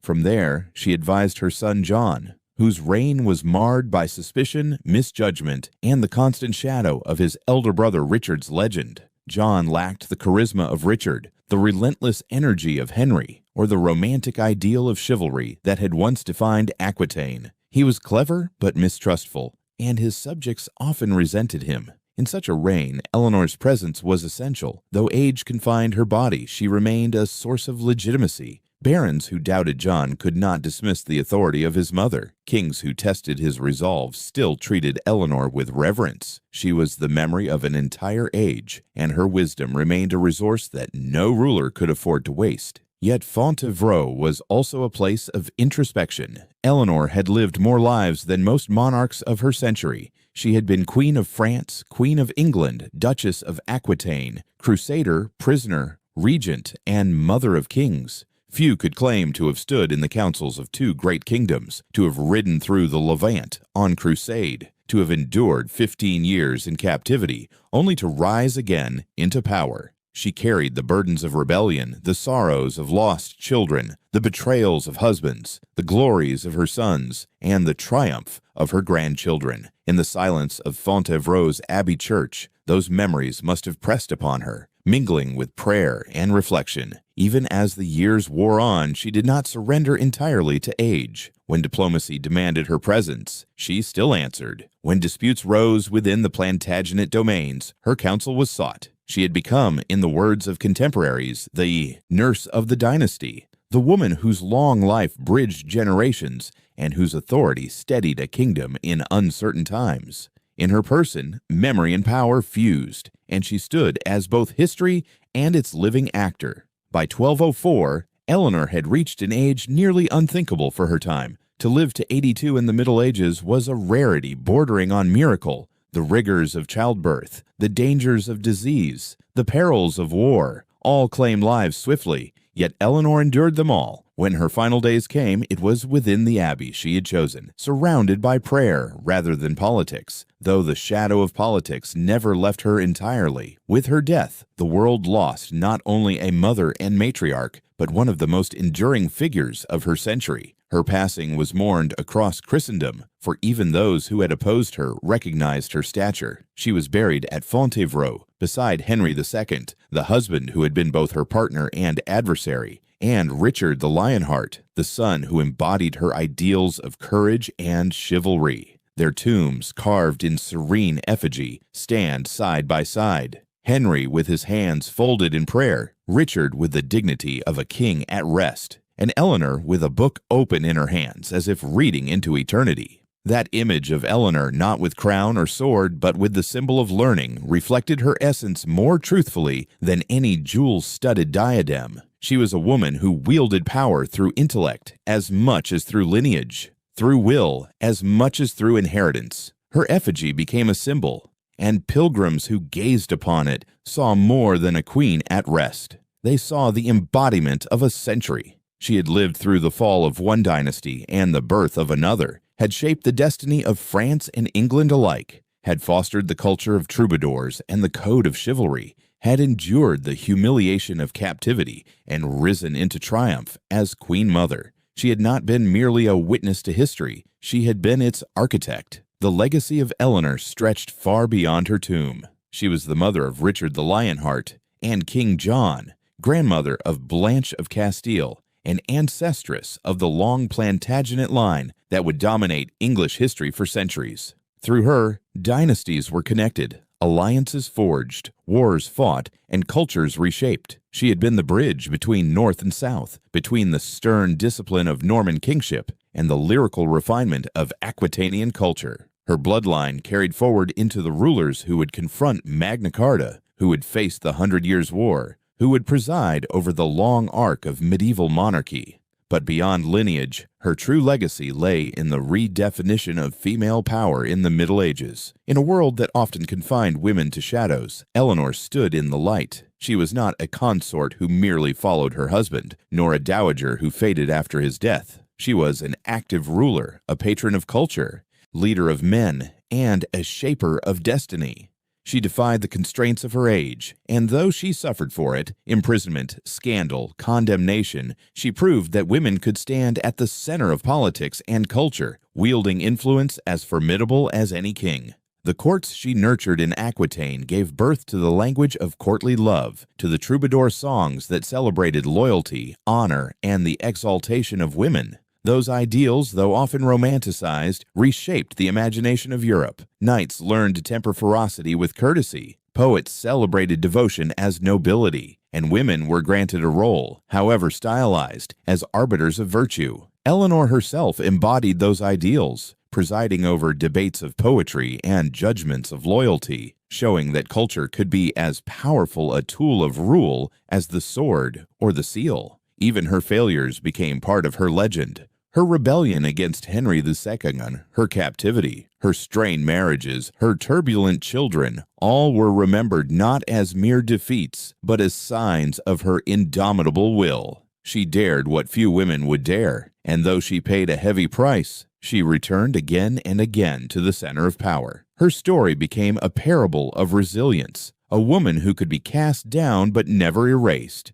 To understand Eleanor is to understand the 12th century itself. She was born in a world where France was fragile, England divided, and the crusading spirit alive. She lived to see the rise of the Plantagenet dynasty, the glory of Richard's crusade, the turmoil of John's troubled reign, and the cultural flowering of Aquitaine. Her life stitched together the fragments of an age, making her both participant and symbol of its transformations. When later generations looked back, they found in Eleanor a figure larger than life. Poets and chroniclers adorned her memory, some with admiration, some with scandal, but always with fascination. She was painted as a heroine of romance, a rebel queen, a mother of kings, and a patron of poets. Each image contained a fragment of truth, yet none encompassed the whole, for Eleanor was not easily confined by title or trope. She was too vast, too complex, too enduring. The image of her effigy at Fontevraud, book in hand, is perhaps the closest truth. For Eleanor's life was indeed like a book, each chapter filled with adventure, trial, triumph, and sorrow. It was a narrative written not in ink, but in deeds,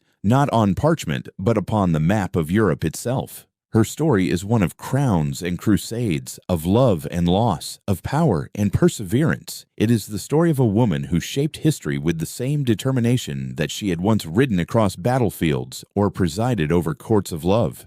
In the end, Eleanor of Aquitaine left behind more than a dynasty. She left behind a vision of what power could mean in female hands, a reminder that strength comes not only from armies and castles, but from intellect, will, and resilience. She showed that women could rule, not as shadows of men, but as sovereign figures in their own right. Her memory survived not simply because she was a queen, but because she was extraordinary. As Europe moved into the 13th century with its new struggles and transformations, the memory of Eleanor endured. She was remembered in chronicles, sung in poems, whispered in legends. Her influence stretched into the reigns of her descendants, into the laws they shaped, the battles they fought, the cultures they cultivated. She was, in truth, the mother not only of kings, but of an entire age. Thus, the life of Eleanor of Aquitaine came to its close, not with obscurity, but with the resonance of a story that refused to fade. She had been duchess, queen, prisoner, regent, matriarch, and legend. She had crossed mountains and seas, borne crowns and chains, given birth to rulers, and defied rulers herself. She had been at once a woman of her time and a woman beyond her time. And though her body rests in stone at Fontevraud, her spirit walks through history, reminding each generation that courage, intellect, and endurance are the truest measures of greatness. Her story, when told, does not end with her death in 1204. It echoes on through the centuries, in the reigns of her sons and daughters, in the dynasties she founded, in the cultural ideals she nurtured, and in the enduring fascination with her name.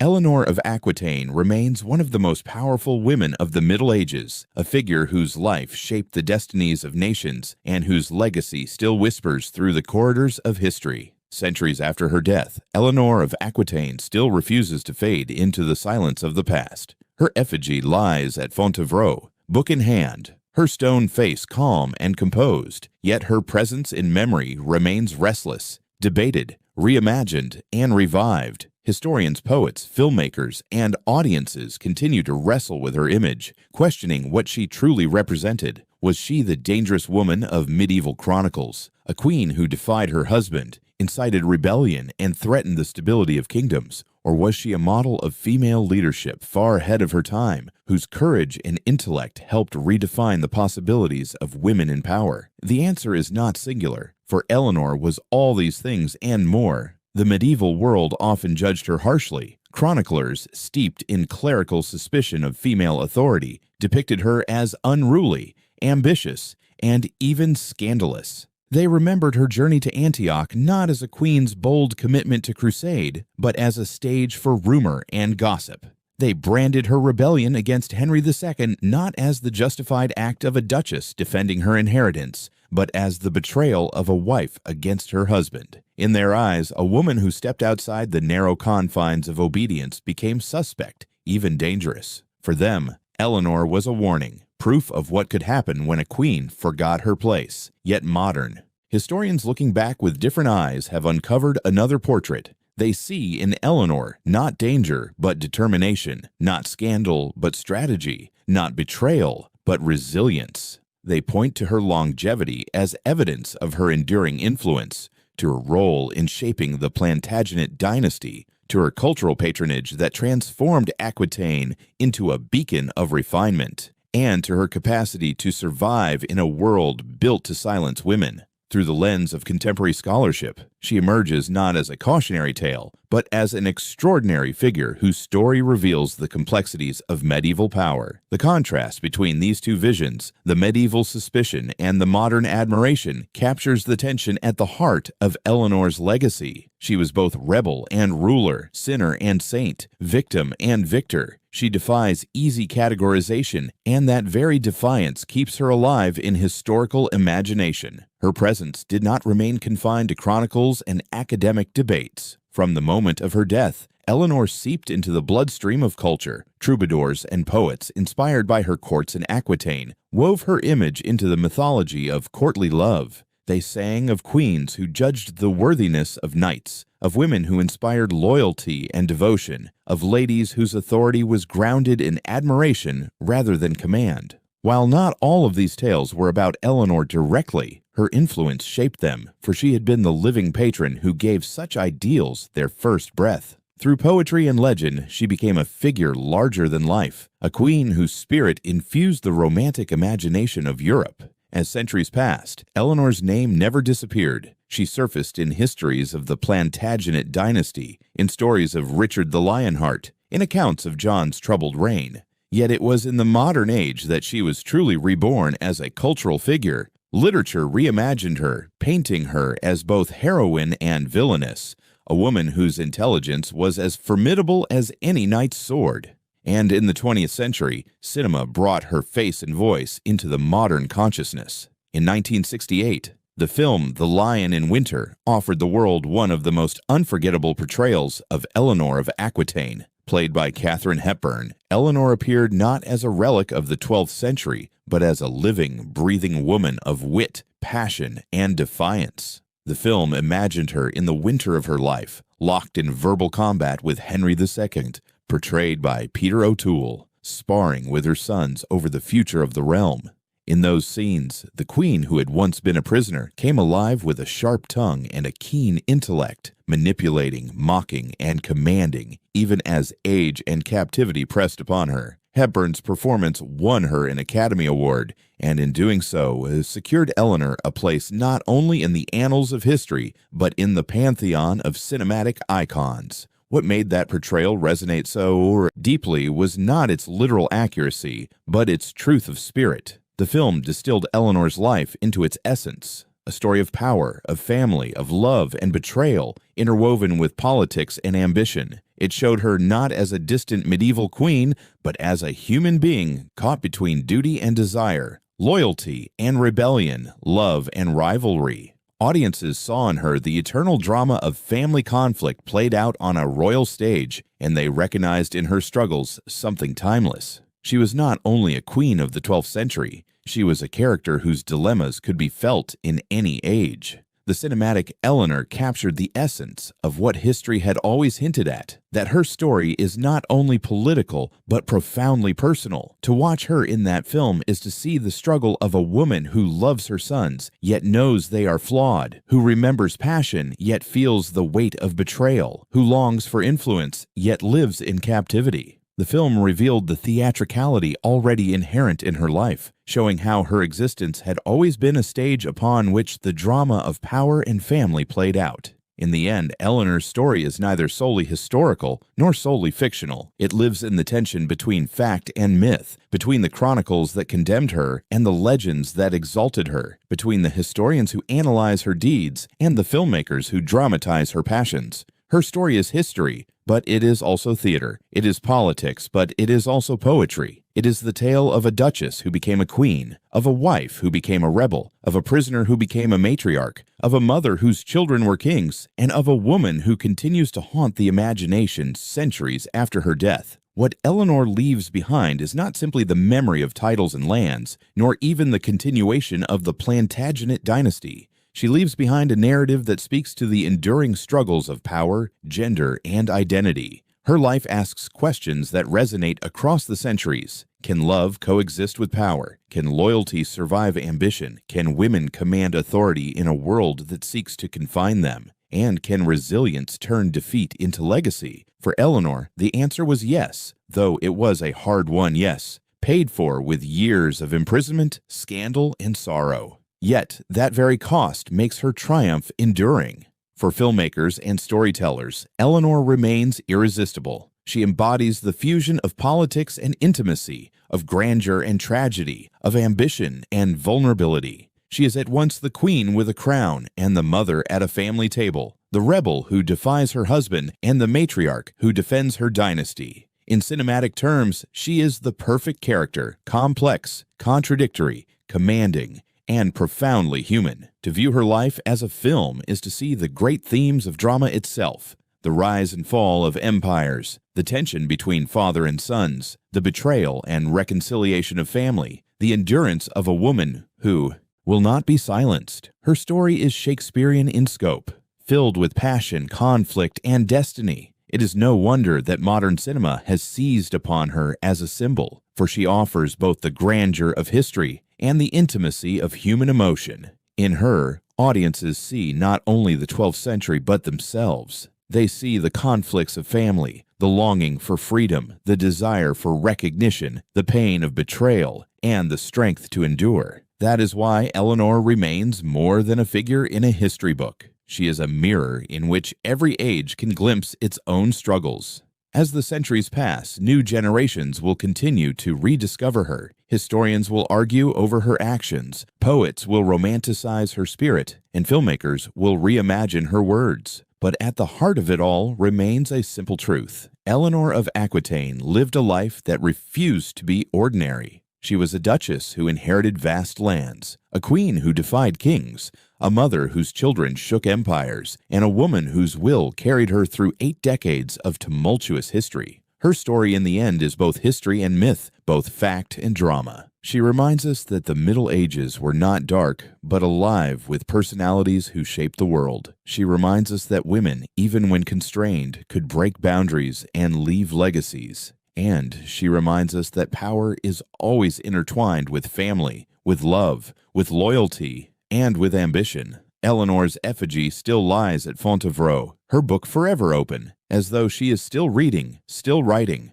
still shaping the narrative of her age. And perhaps she is. For as long as her story is told, in history, in poetry, in cinema, she is still alive. She is still the queen, the rebel, the mother. She is still Eleanor of Aquitaine.